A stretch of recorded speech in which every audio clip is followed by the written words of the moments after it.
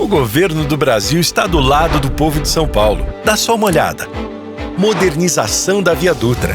É mais segurança e mais agilidade a caminho. E o túnel Santos-Guarujá? 5 minutos e já vai chegar do outro lado. Esse é o governo que também zerou o imposto de renda para quem ganha até R$5.000. O governo do Brasil investe, financia, entrega e transforma. Governo do Brasil, do lado do povo de São Paulo, do lado do povo brasileiro.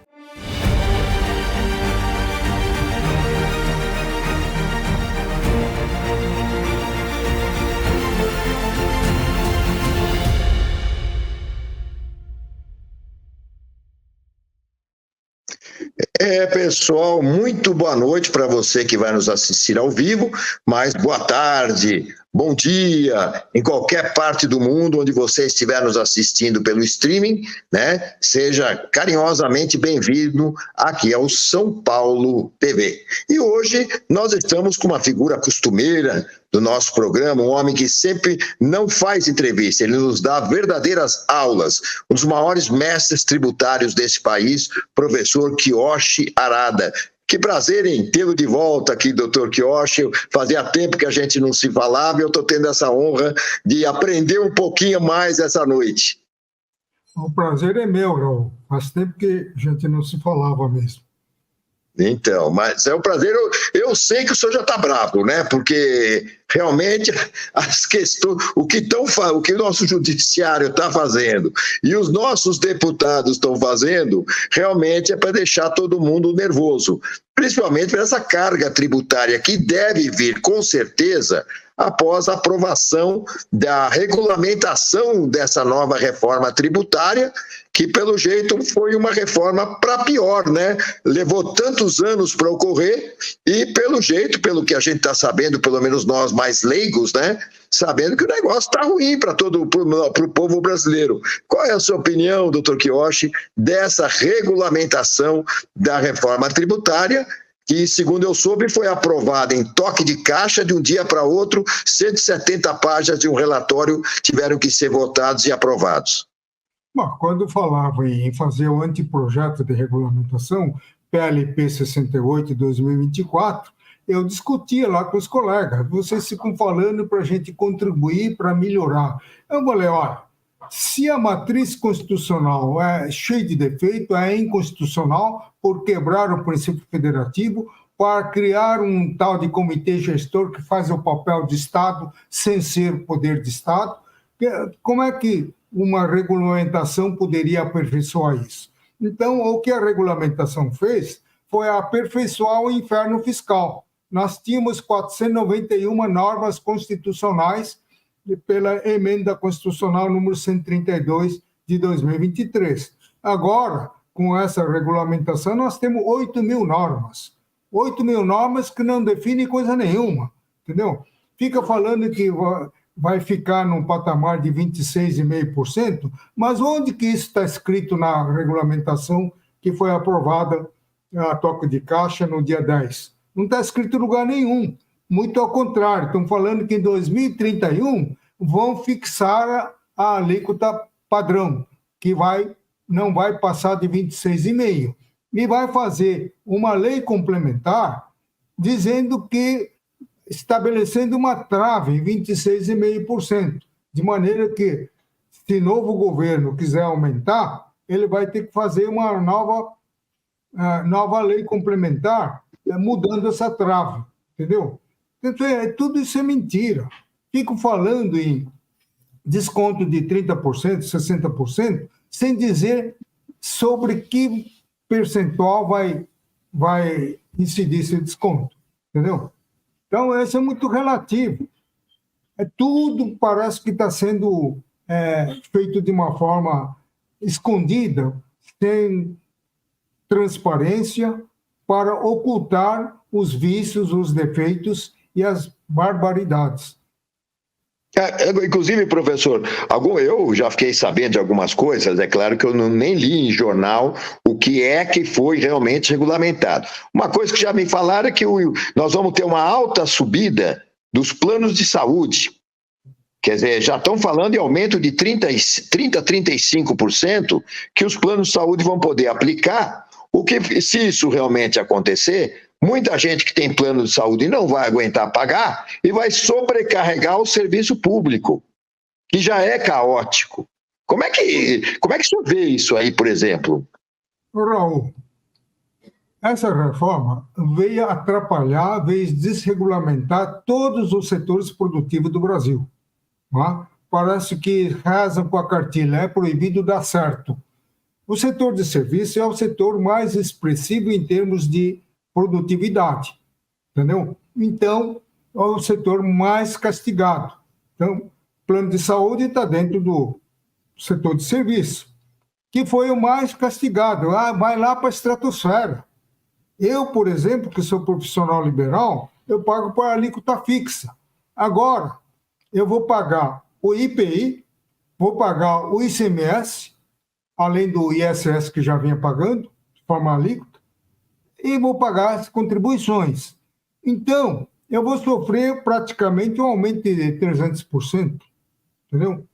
E o serviço em geral, ele vai lá para a estratosfera, entendeu? Como é que você pode fundir no IBS, num único tributo, impostos de competência tributária diferente? Isso até o primeiro-anista do direito sabe. Você não pode fundir tributo da União com tributo do Estado e com do municipal. Então, isso acaba com a federação. Esses burocratas, jejunos do direito, mais do que jejunos, são mal intencionados. Eles quebraram a estrutura federativa do Brasil. O Brasil não é França, não é Itália, não é Portugal.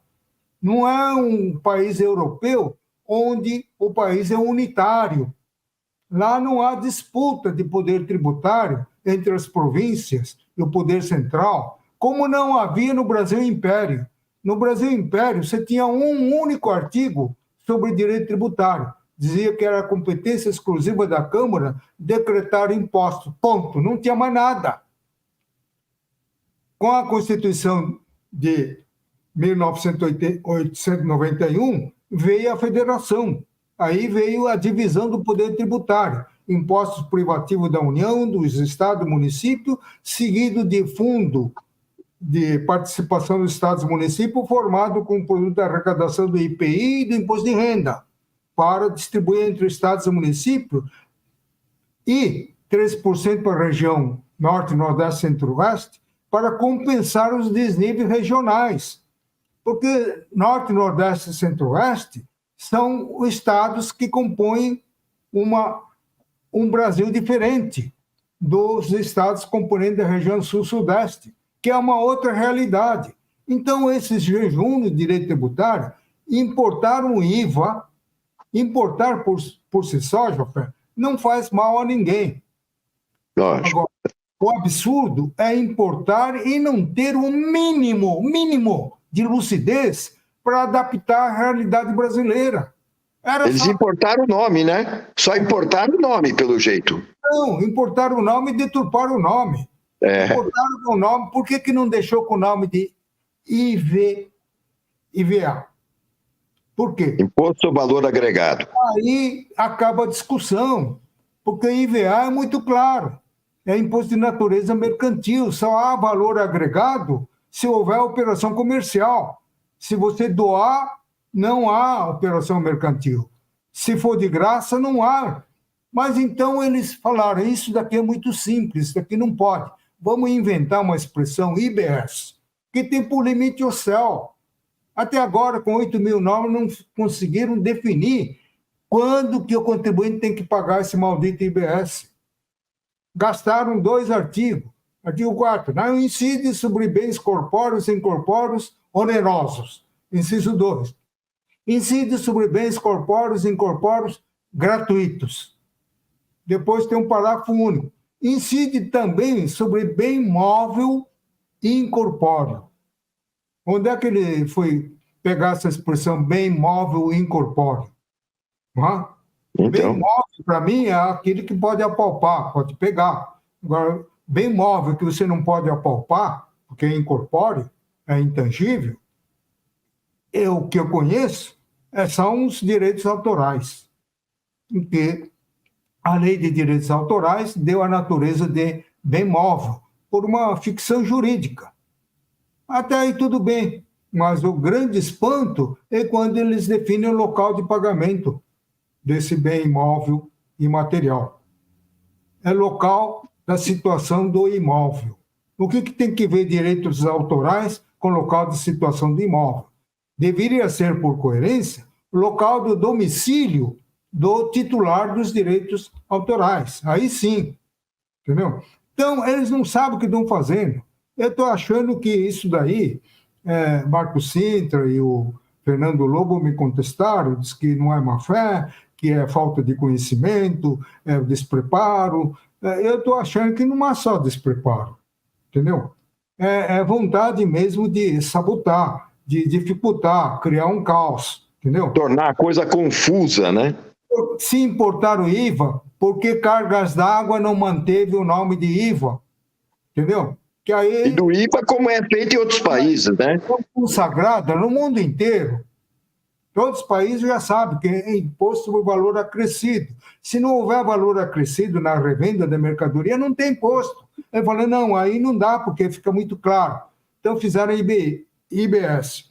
Como eles mantiveram, ficaram batendo na tecla que tem que ser IBS, eu fiz uma sugestão no Senado Federal. Vamos mudar a denominação de imposto incidente sobre bens e serviços para imposto incidente sobre operações relativas à circulação de bens e serviços, para deixar caracterizada a natureza mercantil do imposto, entendeu? E também para aproveitar o conceito que o Supremo Tribunal Federal levou 23 anos para expressar o significado de circulação de mercadorias, no sentido de circulação jurídica. Se não houver compra e venda, não incide ICMS, porque é sobre operações relativas à circulação de mercadoria, que não é circulação física, mas uma operação jurídica que implica na mudança de propriedade ou de posse da mercadoria. Não, isso daí eles descartaram. Não? E depois, para evitar essa carga tributária estúpida em setor de serviços, notadamente plano de saúde, essas coisas todas, eu tinha proposto. Deixa o setor de serviço de lado. Põe Isso. lá o IBS federal, que já existe com o nome de CBS, só mudou o nome, é imposto, entendeu? Tanto é que tem um regulamento único, CBS e IBS, contribuinte igual, base de cálculo igual, entendeu? Tudo igual, fato gerador igual, e deixar o IBS só para o Estado, entendeu? E deixa o município de lado. Aí não tem que criar essa figura mitológica de comitê gestor, que eu chamo de rinoceronte com cabeça de tico-tico, entendeu? Para sugar mais recursos nossos. Raul, você já viu alguém criar um imposto para financiar o órgão arrecadador? Pelo amor de Deus. Tem que ser financiado com arrecadação de impostos em geral. É para isso que existe. É o imposto do imposto. Não, mas o IBS ele tem uma destinação de 60% da arrecadação de 2006 vai para o comitê gestor. 2007 e 2008, 50% da arrecadação. E isso não existe em nenhum lugar do planeta, o imposto para financiar o órgão arrecadador. Como é que é possível? Depois, não para por aí, Raul. Nós temos um imposto também sui generis sobre esse aspecto. É a interferência de 3 entidades políticas, além do comitê gestor, nesse processo de criação, fiscalização, arrecadação e distribuição. A União cria, por lei complementar, o IBS. Só que ela não pode fixar a alíquota, também não pode fiscalizar, também não pode arrecadar. Quem fixa a alíquota são os municípios e os estados, tá? Que fiscalizam. Só que, se ele lavrar auto de infração, quem vai decidir sobre esse auto de infração é o CBS, é o comitê gestor, é o rinoceronte com cabeça de tico-tico que vai julgar. E quem arrecada e distribui é esse comitê gestor, entendeu? Então, é um negócio absurdo. Então, eu costumo dizer, assim, de brincadeira, Raul, que esses burocratas devem ter se inspirado nos Jogos Olímpicos. Ele viu lá o revezamento da tocha olímpica e resolveu fazer a mesma coisa na reforma tributária, em que as entidades políticas se revezam junto com esse rinoceronte com cabeça de tico-tico para finalmente arrecadar e distribuir o produto da arrecadação do imposto. Ou seja, o objetivo principal, que era simplificar, só serviu para complicar. Essa é a verdade. Portanto, não pode ser bem intencionado, né? Não pode, mas eles são falaciosos. E tem a Globo, eles têm a Globo na mão, que eles inventam qualquer mentira, a Globo, de tanto mentir, o povo fica achando que é verdade, né? De tanto dizer que, nos tempos que antecederam a aprovação a jato da reforma tributária na Câmara, 3 dias de discussão, um atropelo do regimento interno, a Globo falava dia e noite, no metrô, no aeroporto, na estação de trem, tudo quanto é lugar. Reforma tributária para simplificar. É preciso simplificar esse monstruoso sistema que tem 4 tributos incidentes sobre o consumo. Então, nós vamos fazer só um. O contribuinte não vai ter que quebrar a cabeça com 4 impostos, vai se livrar de 4 tributos. Ele vai pagar um só. Isso vai fazer a economia deslanchar, entendeu? Vai acabar com burocracia. E criou um inferno fiscal. Eles continuam ainda hoje falando que essa reforma tributária está assentado num tripé. Primeiro tripé, simplificação. E botou lá, criou um inferno fiscal. Neutralidade fiscal. Nessa aprovação do dia 10, um monte de setores foram lá pleitear regime especial. Eu quero 30, eu quero 60. E o deputado falou, não, pois não, você quer 60, está aqui, 60. Entendeu? Remédios, por exemplo, são 370 remédios que ficou com a alíquota de 60, entendeu? Onde que está a neutralidade nisso? É claro que essas reduções vão fazer com que a básica vá lá para a estratosfera, entendeu? Como eles têm a certeza absoluta de que não vai parar no 26,5, eles não têm a coragem de fixar em 26,5. Por que deixar para depois? Para que protelar a mentira? Se a mentira vai vir à luz em 2031. Entendeu? Agora, antes de chegar a essa luz aí em 2031, dessa mentira, nós vamos ainda a economia brasileira vai sofrer demais, porque isso com certeza, imagine o seguinte, doutor Quiocho, o senhor que é advogado, o senhor tem o seu escritório de advocacia, eu, por exemplo, sou engenheiro, quanto é que vai, para quanto vai as nossas alíquotas? Ninguém sabe. 26%, 30%? Nós vamos pagar mais? Quanto vamos pagar mais? Nós vamos sangrar muito mais do que estamos sangrando atualmente. O Brasil é o país que mais tributa no mundo. Isso considerando, evidentemente, a contrapartida em termos de serviços públicos essenciais. Nós temos uma tributação para lá do primeiro mundo, mais do que o Japão, mais que os Estados Unidos.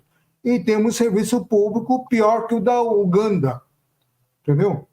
Então, isso faz com que o nosso tributo seja o maior do planeta, entendeu? O Brasil é campeão absoluto em carga tributária. Aliás, como é que se faz uma regulamentação, vamos dizer, para determinadas profissões, prestadoras de serviço, como nós falamos, advogados, engenheiros, médicos, se eles fazem uma regulamentação sem que a gente saiba para quanto a gente vai pagar, quer dizer, quanto vai ser a nossa alíquota? Se já está regulamentado, como é que nós vamos saber? Não, é que eles fundiram. Está tudo regulamentado no sistema atual. Eles desmancharam tudo, destruíram o sistema, só que como eles têm a consciência de que estão dando um tiro no escuro, não sabem se vai dar certo ou não vai dar certo, eles tiveram a cautela de manter o sistema tributário atual para socorrer as finanças do Estado. na hipótese de esse CBS der tudo errado. E tudo sinaliza que vai dar errado, entendeu? Tudo está sinalizando nesse sentido. Não é possível você fundir, em primeiro lugar, ICMS e ISS, de tributos de competência diferente. Estadual e municipal. E mais ainda, um incide sobre bem corpóreo, outro incide sobre bem incorpóreo. Logo, fica complicado você definir o local de pagamento, como eles definiram, no local de destino. Bom, isso é bom para a mercadoria, certo? Local de destino. Mercadoria você desloca para Santa Catarina, para o Paraná.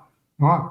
Prestação de serviço não é palpável, não tem local de destino, entendeu? Mas está lá. Eles criaram aí 11 hipóteses casuísticas. Aqui, paga lá, paga lá. É impossível isso daí, porque o comitê gestor, esse rinoceronte, ele tem que arrecadar pela soma da alíquota estadual e municipal. E como é que ele vai separar de que município pertence com essa regra geral no local da prestação? Porque eles não têm a mínima ideia da legislação tributária em vigor. Porque se eles soubessem, ele pegaria o artigo 3º da Lei Complementar 116 de 2003, que traça uma regra geral. Local de pagamento, primeira regra. Local do estabelecimento prestador. Na falta de estabelecimento prestador, local do domicílio do prestador. Certo. E, nas 25 hipóteses mencionadas, no local da execução do serviço. Que, por sinal, esses 25 hipóteses demanda a presença física do prestador no local. Reflorestamento, ajardinamento, plantio de árvores, tudo isso você tem que estar no local. Então, aí está resolvido. Agora, do jeito que eles fizeram, juntaram duas coisas e 11 hipóteses diferentes de local do pagamento, e de maneira inexequível. Vamos supor lá, pedágio. O pedágio, pelo sistema atual, você cobra no local do estabelecimento prestador, no local da rodovia, dono da rodovia pedagiada. Se é São Paulo, então você cobra em São Paulo. Agora, local, no destino, você quando pega um carro e sai pela Castelo Branco, você ultrapassa um monte de município. Como é que faz? Vai pagando em cada município, você vai pagando? O imposto é recolhido em cada município? Ou é no destino final? Se você for lá para Barranca do Paranapanema, você paga lá? Que coisa. Então, ficou um caos. Eles não atentaram para esse problema. Entendeu? Então, os burocratas, jejunam em direito e jejunam em tudo. Não tem nem experiência de vida. Você fala em rodovia pedagiada, ele fala, mas o que é pedágio? Ele não tem nem ideia. Não tem nem ideia de como é recolhido o ISS do pedágio. Eles não têm ideia. Não é em cada município. Recolhe-se no local do estabelecimento dono da rodovia pedagiada, ou concessionário da rodovia pedagiada. Entendeu? Então, esse sistema inteligente da Lei Complementar 116, que sucedeu a Decreto-Lei 68, 406 de 68, eles jogaram fora. Ou melhor, eles nem sabiam que existe, nem sabem que existe. Então foi inventar um sistema doido que vai dar dor de cabeça para todo mundo. Agora, diga-se a bem da verdade, que a maior parte da burocracia, do trabalho, da despesa, ficou a cargo do ente político.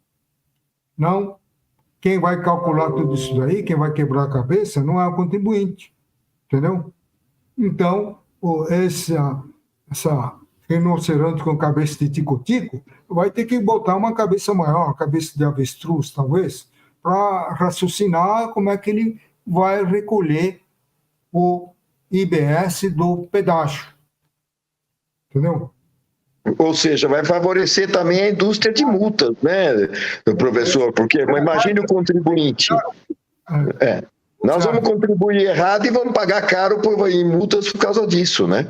Então o governo vai gastar muito dinheiro. O governo não tem segredo. Gastou dinheiro, o Lula fez uma viagem, no dia seguinte vem o seguro do automóvel, depois vem as blusinhas, entendeu? Então, se ele perdeu aqui, ele tira lá, tira o dobro. Então o governo não tem problema. O problema é até que ponto a população, a economia vai suportar esse encargo tributário que já está superado, saturado de há muito tempo, entendeu? 35% do PIB é muito tributo, é muita coisa. 5 meses do ano para pagar a conta. Raul, agora nós temos o segundo imposto universal. Nós, até agora, tínhamos só imposto de renda, que todo mundo paga, porque é universal, entendeu? Agora nós temos o tal de IBS, que é um imposto universal. Engenheiro paga, o advogado paga, o juiz paga, o promotor paga, o delegado paga, o industrial paga, o comerciante paga, o prestador de serviço paga, o pedreiro paga, o pintor paga, entendeu? Então todo mundo paga IPI, paga ICMS, entendeu? Esse é o imposto universal. Então, agora, diga uma coisa. Desculpe, não, eu ia perguntar para o senhor, doutor, eu acho que uma das grandes preocupações nessa reforma é que muitas pessoas que querem deixar a sua casa, o seu bem para o seu filho, né?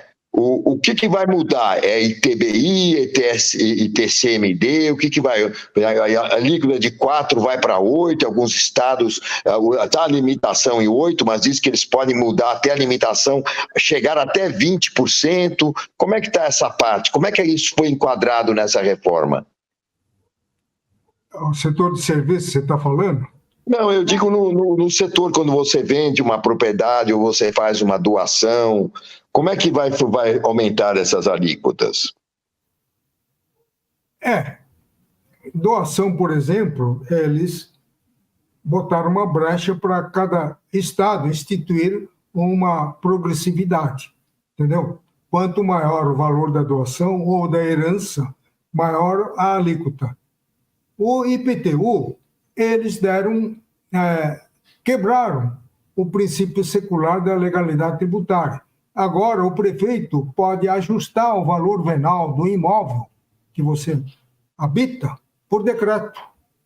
Não precisa mais a PGV aprovada por lei, entendeu?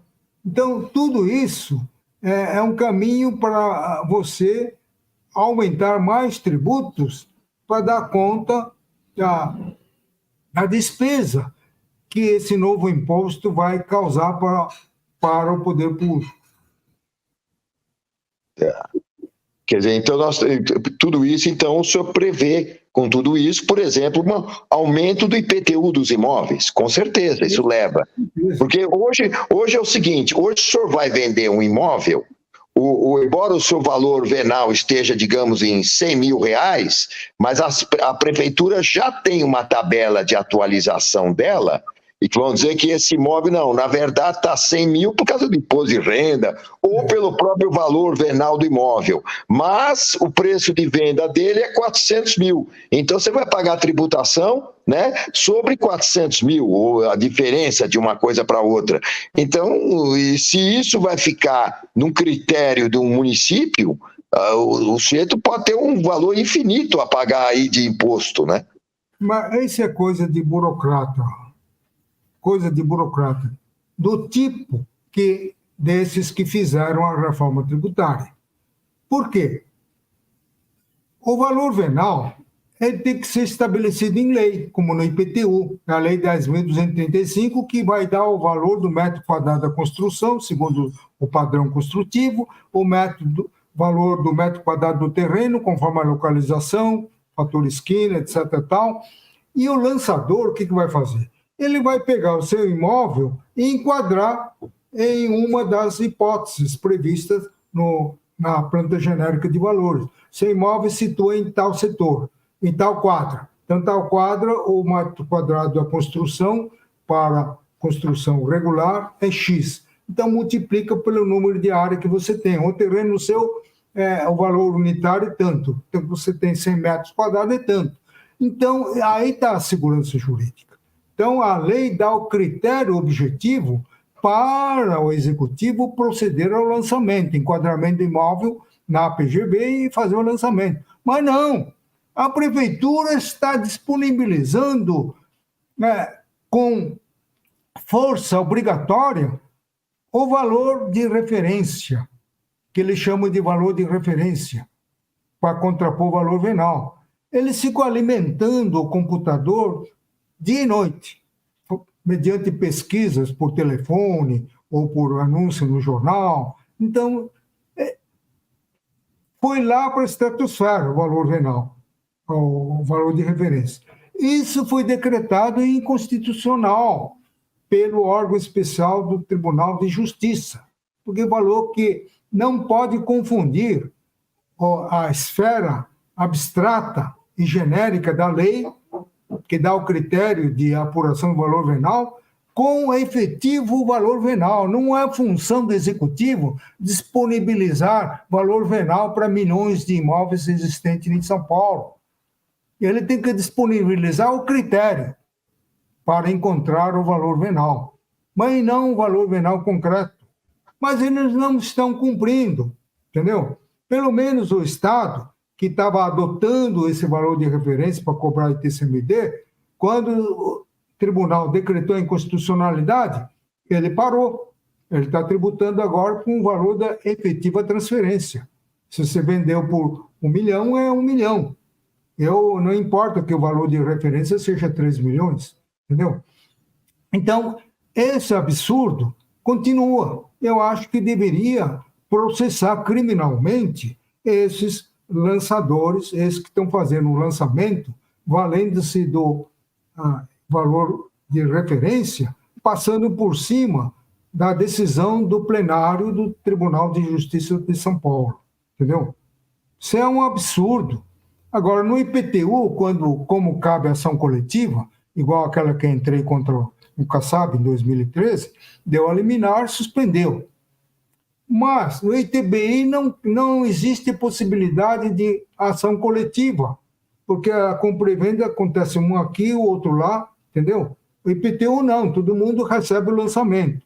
Então, um sindicato, uma associação, ele pode entrar com uma ação coletiva, o que não acontece no IPTU, no ISS, no ITBI. Então, eles aproveitam essa dificuldade do contribuinte e ficam extorquindo. Porque se você impugnar, eu impugnei porque eu não pago honorários. Nas garagens que eu fiz, o valor venal da garagem que eu comprei é 5 vezes menor do que o valor de referência que eles me deram. Eu paguei porque, se você não clicar aquele valor que sai no computador, não sai a guia para você pagar. E sem a guia de pagamento, você não consegue fazer escritura. Então, eu paguei e entrei com ação de repetição, entendeu? Então, porque eu sou advogado. Mas se você for contratar um advogado para impugnar esse lançamento, os honorários vão sair mais caros do que o valor do imposto. Então, todo mundo paga, é aí que o malfeitor da prefeitura, o mau caráter, o ladrão, aproveita para ir extorquindo. Que isso é extorsão. Se tem uma decisão do plenário do Tribunal de Justiça, né, o órgão especial, o órgão máximo do tribunal, decretando a inconstitucionalidade, o que uma pessoa decente tem que fazer é se curvar a decisão judicial. Mas não, eles não estão nem aí, continuam cobrando. É uma fúria arrecadatória. Mas outra coisa também, professor, uma das coisas que mais preocupa a população é a tributação em cima dos alimentos. E agora, o que o senhor acha? Melhorou ou piorou com essa reforma? Não, com essa reforma ficou zerado, né? A cesta básica ficou zerada. Certo. Agora, o problema, houve uma discussão, o Lira era contra, mas um deputado que seguia a orientação do presidente Lula conseguiu emplacar a carne, porque ele falava em picanha, e agora adotaram o gênero carne. Carne, ao meu ver, ele abrange picanha, filé mignon, alcatra, contrafilé, abrange tudo isso daí, entendeu? Eles querem tributar. Então, está zerado, porque faz parte da cesta básica. Está zerado. Por isso que estou dizendo que a alíquota vai subir. Está zerado. O problema não é de zerar a alíquota, entendeu?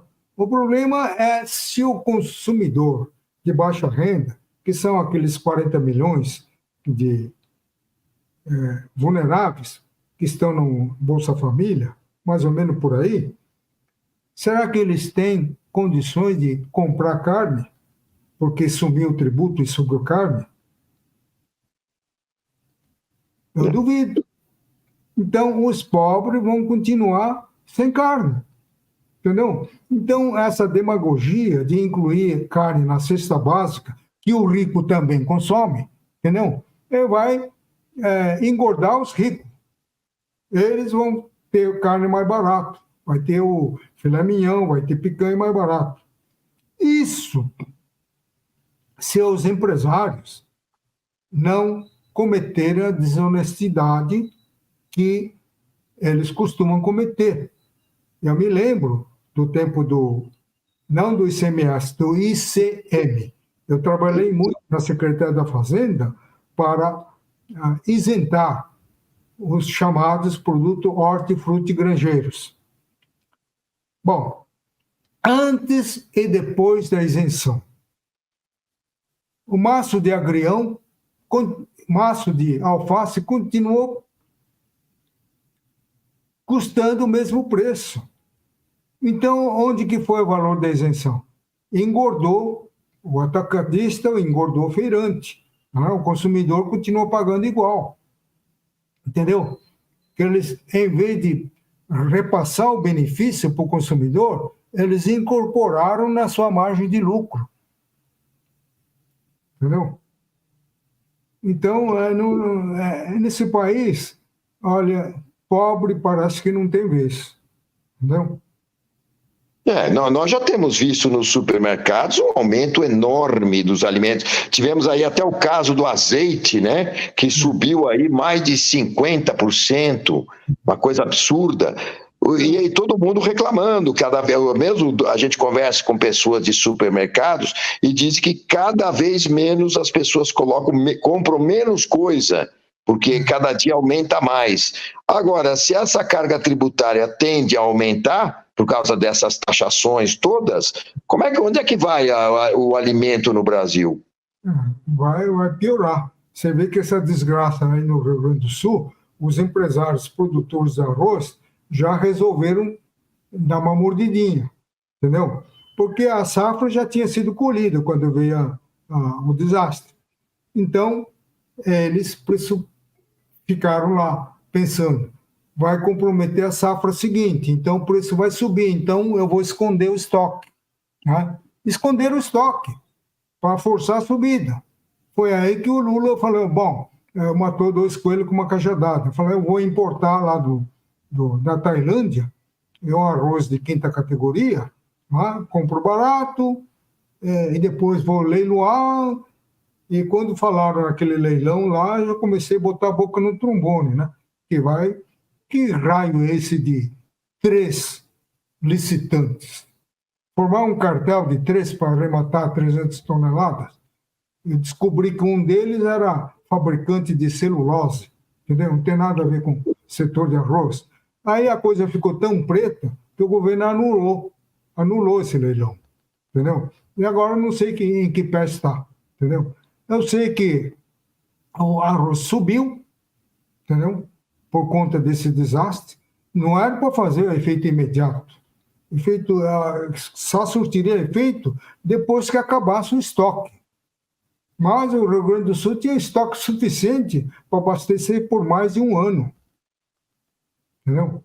Mas os empresários espertinhos, eles exploram tudo, eles aproveitam a desgraça para ganhar mais dinheiro. É verdade, tá certo. Bom, professor, nós já vamos chegando quase ao final do programa, faltam mais uns 3 minutos. Eu queria que o senhor desse as suas considerações finais, então, sobre o assunto, sobre o tema em geral. Pois não. Então, muita gente vai acordar quando começar a ser tributado de fato, em 2006. Mais precisamente em 2007, quando a alíquota vai ser maior. 2027, né?